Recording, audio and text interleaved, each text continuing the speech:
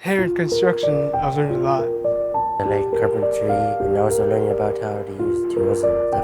I wanted to learn how to build stuff, so like cabinets when we were at Big Lake. I've learned a lot in this class, yeah.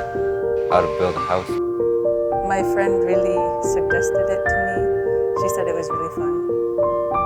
It's not only helpful for future jobs, but it could help you with your education and see what you like, your interests. They help you find out that.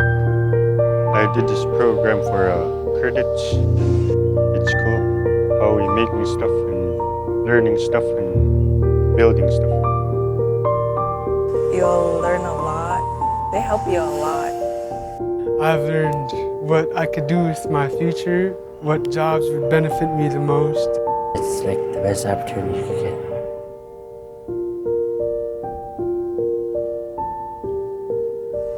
get. Go for it.